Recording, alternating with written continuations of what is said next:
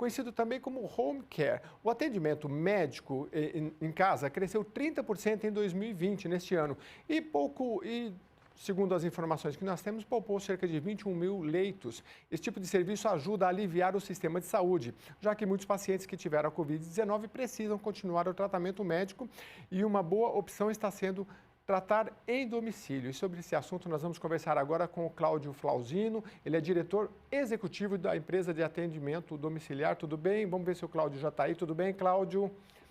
O Cláudio, um bom dia para você. Seu retorno está um pouquinho baixo para mim, mas acho que a gente vai conseguir falar. E olha, Cláudio, a primeira questão é definir o que é o home care, porque hoje a gente tem, por exemplo, cuidadores de idosos, né? Existe uma regulação sobre isso? O que é home care? Perfeito, ótima pergunta para a gente iniciar a conversa, definindo, né, o que é conhecido popularmente como home care, mas definido mais tecnicamente como atenção domiciliar. A atenção domiciliar, ela já é bem definida atualmente, e ela é composta por aqueles serviços de saúde, né, serviços técnicos, portanto, prestados, que são feitos no domicílio do paciente, né?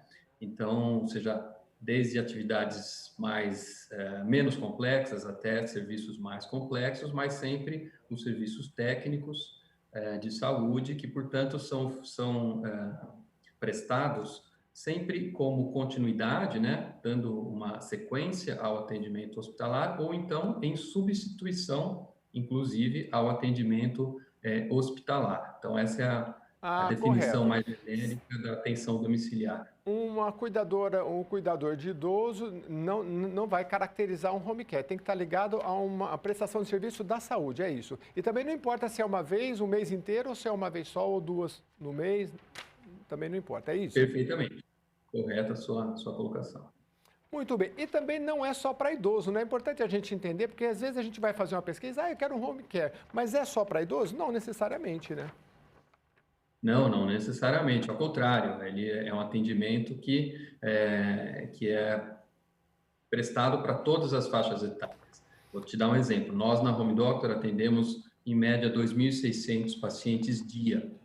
Em torno de 20% desses pacientes são crianças e adolescentes, né? Então, faixa etária aí abaixo de 18 anos de idade. E também toda a faixa de adulto, de idosos, naturalmente, né? A maioria dos pacientes são idosos, mas a gente tem atendimento aí para todas as complexidades clínicas e também todas as faixas etárias.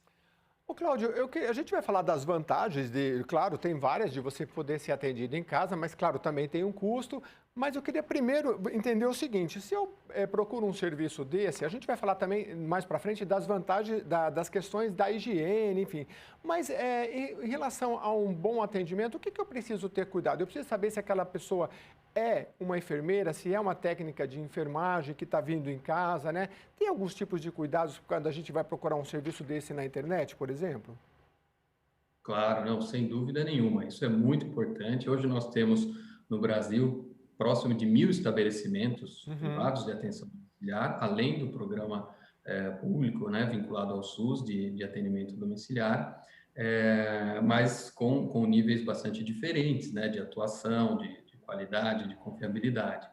Então, é muito importante que sejam procurados aí os serviços que são qualificados, né? Hoje existem vários já métodos, inclusive, de acreditação da qualidade dos serviços, que dão uma garantia maior aí para o paciente, né, para a sua família, da qualidade do serviço que vai ser prestado. Então, naturalmente, são sempre profissionais registrados em conselho, profissionais capacitados e treinados especificamente para o atendimento domiciliar, né, que é diferente do atendimento hospitalar. Então, precisa realmente ter bastante atenção para que você tenha um nível de serviço merecido e esperado para o paciente que vai ser cuidado. Isso é muito importante. Agora, Cláudio, me diz uma coisa, que tipo de profissional, geralmente a gente pensa no enfermeiro, num técnico, mas pode ter, por exemplo, o fisioterapeuta, me fala um pouco desse rol de profissionais que podem atender home care. Claro. O rol é até extenso, porque, de fato, como são atendidos pacientes com diversas características e complexidades clínicas, nós temos desde médico, né? Então, médicos, enfermeiros, técnicos de enfermagem, fisioterapeutas, fonoaudiólogos, psicólogos, nutricionistas, terapeutas ocupacionais, então assistentes sociais também. Então, esses são os principais profissionais. E eles, claro, não vão ser todos os profissionais para todos os pacientes, porque sempre é construído um programa de atendimento de acordo com a necessidade daquele paciente específico. Então, se ele precisa de fisioterapeuta e médico, por exemplo, ele vai ser visitado pelo fisioterapeuta e pelo médico. Então, isso é importante, né? Esse alinhamento com a necessidade do paciente e com os recursos que vão ser alocados para o seu tratamento. Geralmente, o que a gente tem no mercado? Uma empresa que já fornece esse rol de especialistas, eu pergunto isso pelo seguinte: se eu tenho um idoso em casa e vamos supor que tem um fisioterapeuta e tem um enfermeiro, eventualmente passa um médico, como é que, por exemplo, o filho, aquele que está olhando, se for um idoso, ele vai ter um acesso a um relatório, falar, o médico prescreveu tal coisa, o fisioterapeuta passou e teve que virar a pessoa e detectou tal coisa. Como é que tem evoluído essa questão da informação? Legal, nossa pergunta é excelente, porque é uma das coisas que a gente fala, né, que no atendimento domiciliar, a equipe multiprofissional, ela praticamente se torna um pouco parte da família. E a família também se torna integrante da equipe multiprofissional, praticamente, né? Porque essa integração tem que acontecer muito. Então, o momento de transmitir as informações, né? Porque uma vez a equipe indo na casa do paciente, ela vai fazer a sua atuação, mas vai deixar orientações que precisam ser seguidas, né? Pelo cuidador, pelos familiares. Então, esse diálogo é extremamente importante. Então, na equipe que compõe, né, aquele time multiprofissional que vai fazer o atendimento, sempre tem alguém que vai ser o ponto de contato com a família. E do lado da família, a mesma coisa, que pode ser um familiar e também pode ser um cuidador. Hoje, muitas famílias têm cuidadores contratados para justamente fazer essa interligação com a equipe multiprofissional. Além disso, os pacientes todos contam com um prontuário. É um prontuário como se fosse o prontuário do hospital, né? Onde são registrados ali todos os eventos, as evoluções, as intercorrências e a prescrição também, tanto médico quanto de enfermagem. Esses documentos todos ficam no domicílio, são de acesso para os familiares e cuidadores, e é através dele que são registradas as informações, e esse diálogo é de extrema importância que aconteça. Agora, Cláudio, eu penso também o seguinte, geralmente quando uma pessoa está internada, o parente, a pessoa que está olhando, né, ela vê os profissionais passando, anotam lá naquela prancheta, né, a gente fala, meu Deus, que tanta coisa eles anotam, e é preciso, né, porque cada detalhe tem que ser colocado ali, a gente sabe que é um trabalho muito minucioso. Mas em casa você tem essa interlocução que você falou, né? Tem uma pessoa ali para falar, olha, o médico passou hoje, passou o fisioterapeuta, aconteceu isso, isso e isso, né? Agora, ainda é um serviço que é caro. Medicina é caro em todos os aspectos, né? Você acha que tem evoluído? Não sei se planos de saúde oferecem, já podem oferecer isso ou não. Se em relação ao valor, você acha que a gente pode melhorar ao longo do tempo para que com todas essas vantagens, uma população maior possa se servir desse home care? Claro, não, sem dúvida nenhuma. Veja, falando um pouquinho dos planos de saúde, né? Hoje, nós temos, de acordo com o rol de serviços que é definido pela Agência Nacional de Saúde, né, a ANS, a atenção domiciliar, ela não é de cobertura obrigatória nos planos de saúde. Ou seja, de acordo com a ANS, os planos de saúde não têm essa obrigatoriedade de cobrir o tratamento do paciente no domicílio. Mas, na prática, o que nós observamos? Que praticamente todos os planos de saúde fazem. Ou seja, a partir de um pedido médico, né, que o serviço de atenção domiciliar sempre tem origem em um pedido médico, ou seja, a partir do momento que o médico, em geral do hospital, indica o serviço de atenção domiciliar, esse pedido vai para o plano de saúde, que na imensa maioria das vezes aprova o tratamento domiciliar. Então, embora ainda não seja uma atividade de cobertura obrigatória, a grande maioria dos planos já inclui e faz essa cobertura. E por que isso acontece?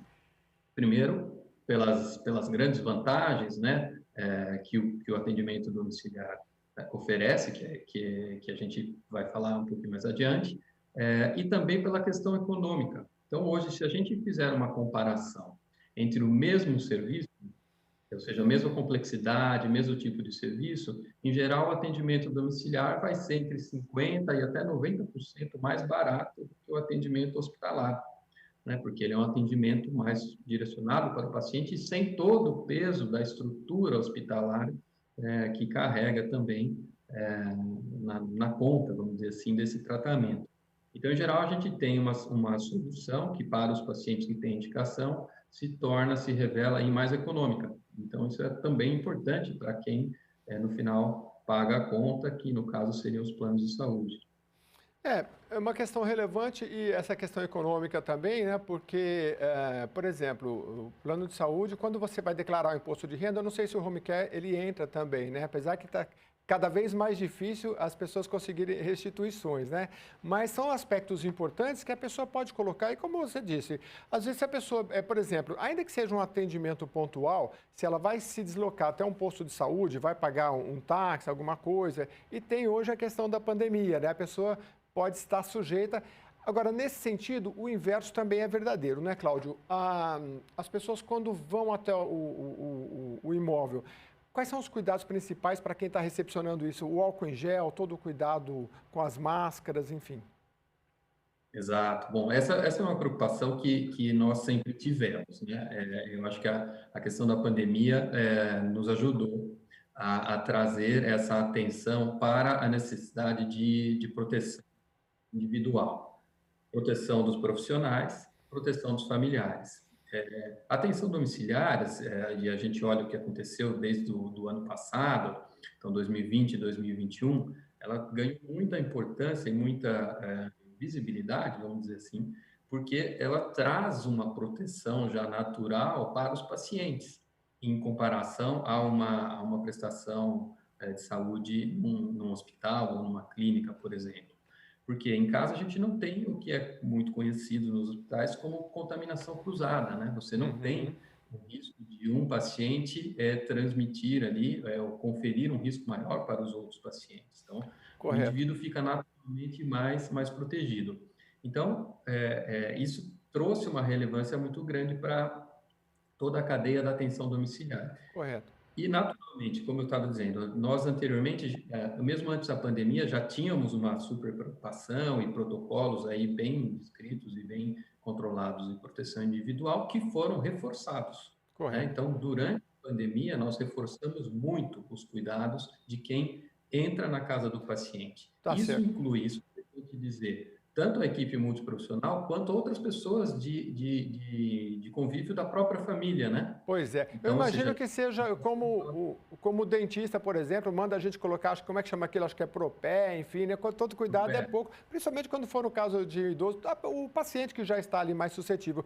Agora, para encerrar, eu queria te falar o seguinte, Covid e o tratamento home care. O que tem sido mais recorrente, né? E o tratamento em casa, vamos supor que a pessoa foi internada, passou a fase aguda, o que tem sido mais, por exemplo, acometimento pulmonar ou, enfim, fisioterapias assim para as pessoas poderem se exercitar? O que é mais comum no home care em relação ao Covid? Perfeito, excelente pergunta. Vou dividir em duas partes importantes. Tem um grupo de pacientes que é admitido para tratamento ainda na fase aguda. Esses pacientes na fase aguda, a principal preocupação é o quadro respiratório. Então, aí a gente entra com monitorização, com oxigenoterapia, com fisioterapia e todo o trabalho para estabilizar o paciente para que ele não tenha uma piora, né, do seu quadro respiratório, portanto, evitando que ele vá para o hospital, evitando que ele vá para a UTI, que ele precise de outras medidas mais complexas, né? Então, a gente tem atuado bastante nessa fase aguda, estabilizando, evitando que o paciente precise sequer ir ao hospital. E a segunda parte, muito importante, é daqueles pacientes pós-Covid, né? Que hoje já vem sendo descrito como síndrome pós-Covid, que a gente tem reabilitação dos pacientes. E aí são dois campos principais de atuação. Também na parte respiratória, que tem alguns pacientes ainda com sequela respiratória, e na parte neurológica, que vem se tornando aí muito importante, tanto a parte motora como cognitiva e outras preocupações aí especificamente com o quadro neurológico do paciente. Muitos estão precisando aí de acompanhamento e de reabilitação. Muito bem. A gente conversou com o Cláudio Flauzino, diretor executivo de uma empresa de atendimento domiciliar, a quem eu agradeço muito pelas suas orientações. Até a próxima entrevista, Cláudio. Eu que agradeço, um abraço a todos. Muito obrigado. Pois é, esse atendimento em casa é muito importante e se a gente tiver mais conhecimento, é bom, né? Para a gente saber como é que esses profissionais podem nos atender e o Cláudio aí nos dando informações, principalmente de higienização, enfim, todos os cuidados.